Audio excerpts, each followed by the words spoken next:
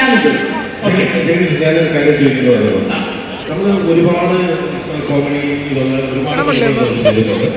ഗണേഷ് വളരെയേറെ സിനിമകൾ ചെയ്തിട്ടുണ്ട്. എങ്കിൽ പോലും ഞാൻ ചോദിക്കുന്നു, ഇപ്പോൾ വന്നിട്ടുള്ള സിനിമകളിൽ കാണുന്ന തരം കോമഡിയിൽ നിന്ന് ഈ മധുവിധു എന്താണ് വ്യത്യസ്തമായത്? ഓക്കെ, നല്ല ചോദ്യം. വളരെ സീരിയസ് ആയിട്ടുള്ള ചോദ്യം. മധുവിധു സാധാരണ കോമഡി ചിത്രങ്ങളിൽ നിന്നും എത്രത്തോളം അല്ലെങ്കിൽ എങ്ങനെ ഡിഫറൻ്റ് ആണ് എന്നാണ് സായി ചോദിക്കുന്നത്. ഞാൻ വ്യക്തമായ ഉത്തരം തരാം.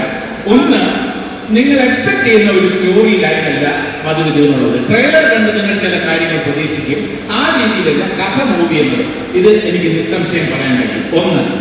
രണ്ട്, ഫാമിലി അല്ലെങ്കിൽ ഫീൽ ഗുഡ് എന്ന് പറയുന്ന സിനിമ റിവ്യൂവേഴ്സ് പലപ്പോഴും യൂട്യൂബേഴ്സും കാര്യങ്ങളും കണ്ടന്റ് ക്രിയേറ്റേഴ്സ് ഒക്കെ ഫീൽ ഗുഡിനെ ഇപ്പൊ ചെറുതായി കളിയാക്കി തുടങ്ങിയിട്ടുണ്ട്. അതുകൊണ്ട് ഞങ്ങൾ പറയുന്നത് ഫീൽ ഗുഡ് ഒതുക്കി നിർത്തണ്ട, ഇത് ഫാമിലി കോമഡി. ഓക്കെ, അതാണ് ഡിഫറൻസ്. അടുത്ത ചോദ്യം. അടുത്ത ചോദ്യം ചോദിക്കുന്നത്, ഈ കഥാപാത്രങ്ങളെ ഒരു രീതിയിൽ നിന്ന് അടുക്കിക്കൊണ്ട് വന്നിട്ടുണ്ട് സ്ക്രിപ്റ്റ് റൈറ്റേഴ്സ്. അതില് എല്ലാ കഥാപാത്രത്തിനും ഒരു തുടക്കവും അവസാനവും ഉണ്ടോ? അതിപ്പോ ഒരു രണ്ടാമത്തെ രീതിയിൽ നിന്ന് പോകുന്നത് അല്ല, എല്ലാ കഥാപാത്രങ്ങൾക്കും ഇതിലെ എല്ലാ കഥാപാത്രങ്ങൾക്കും ഒരു ആദ്യം അധ്യാന്തമുണ്ട്. അതോടൊപ്പം മാർക്കോസ് എന്ന കഥാപാത്രമായിട്ട് സായിയുടെ കണ്ണു വെച്ചൊരു എക്സ്പ്രഷൻ ഉണ്ട്. ചുമ്മാ അല്ല അസീസ് പേടിച്ചത്. അപ്പോ മാർക്കോസിന്റെ ആ പവർ ഇത് സായികുമാർ മാത്രം ചെയ്യേണ്ട വേഷമാണ് എന്ന് നമുക്ക് തോന്നും. ഷറഫുദ്ദീന്റെ വേഷം കണ്ട് ഷറഫുദ്ദീനാണ് ഇത് ചെയ്യേണ്ടത് എന്ന് തോന്നും. കല്യാണിയുടെ വേഷം കാണുമ്പോൾ നിങ്ങൾക്ക് തോന്നും, കൊള്ളാമല്ലോ, മലയാള സിനിമയ്ക്ക് ഒരു നല്ല നായികയെ കിട്ടിയിട്ടുണ്ടല്ലോ.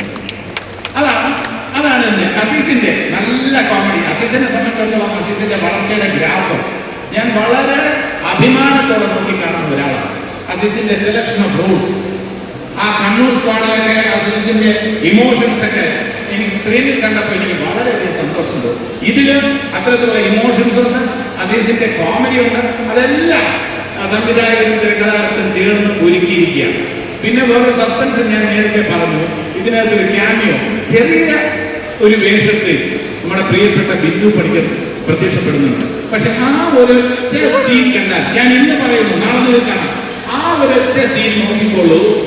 അതില് ബിന്ദു പണിക്കർ ഇട്ടിട്ടുള്ള ചില എക്സ്പ്രഷൻസ്, മൈന്യൂട്ട് ആയിട്ടുള്ള എക്സ്പ്രഷൻസ്, അത് തീർച്ചയായിട്ടും ചിരി ഉണർത്തും.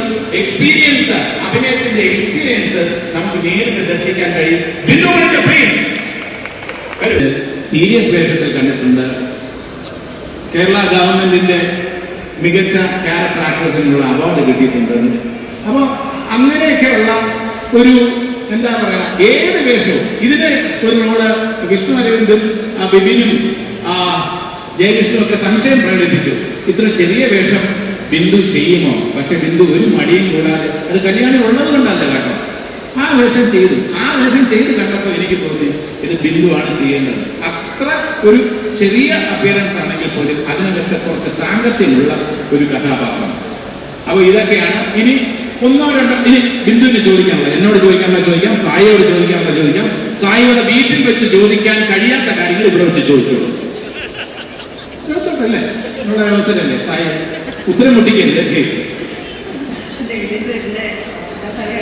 നല്ല വാക്കുകൾക്ക് ഒരുപാട് സന്തോഷം. പിന്നെ എനിക്ക് ഇവരോടൊക്കെ എന്താ ചോദിക്കാം, എന്നെക്കാളും സീനിയർ ആർട്ടിസ്റ്റുകളാണ്. നിങ്ങളെപ്പോലെ തന്നെ ഞാനും കണ്ടു വളർന്നതാണ്. വീട്ടിൽ തന്നെ. അല്ല, ഈ സിനിമയെ കുറിച്ചുള്ള ബിന്ദുവിന്റെ പ്രതീക്ഷകൾ എന്താ? എനിക്ക് ഇത് എപ്പോഴും സ്പേസ് തന്നെയാണ്. ഞങ്ങളുടെ മോള് അതേപോലെ സിനിമ, പിന്നെ എല്ലാവരും അതൊന്ന് കാണാന്ന് പറയുന്നത് ഏതൊരു ആർട്ടിസ്റ്റിനേക്കാൾ ഉപരി അച്ഛനമ്മ എന്ന് പറഞ്ഞ് കാണുമ്പോൾ അത് വലിയ സന്തോഷമാണ്. ഒരു അമ്മയുടെ പ്രതീക്ഷ അല്ലേ, ഒരു അമ്മയുടെ സന്തോഷം, അതൊക്കെയാണ് നാളെ പണിയാൻ പോകുന്നത്. മധുവിധു കഥ കേട്ടല്ലോ. ആദ്യം സായിയുടെ വീട്ടിൽ ചെന്ന് കഥ പറഞ്ഞപ്പോൾ സായി വളരെയധികം ഗൗരവത്തോടെ കേട്ടു. പിന്നീടാണ് പറഞ്ഞത്, സായിക്ക് വേണ്ടിയല്ല ഈ കഥ പറയുന്നത്, കല്യാണിക്ക് വേണ്ടിയാണ് കഥ പറയുന്നത്. സായിക്ക് ചെറിയൊരു നിരാശ തോന്നിയിട്ടില്ല കേട്ടോ. പക്ഷെ കാരണം പെട്ടെന്ന് തന്നെ വേറെ വേഷം വന്നു. അതുകൊണ്ട് സായി കഥ കേട്ടതിൽ നിന്നും സാക്ഷാത്കാരത്തിൽ എത്തി നിൽക്കുമ്പോൾ എന്താണ് സായിക്ക് കാരണം? അല്ല, അതിന് മുമ്പ് എനിക്കൊരു കാര്യം പറയാനുള്ളത്, മധുവിധു എന്ന് പറഞ്ഞ സിനിമയില് ആദ്യം കഥ പറയാൻ വരുന്നത് മോളിട്ടാണ്, കല്യാണി കിട്ടാണ്.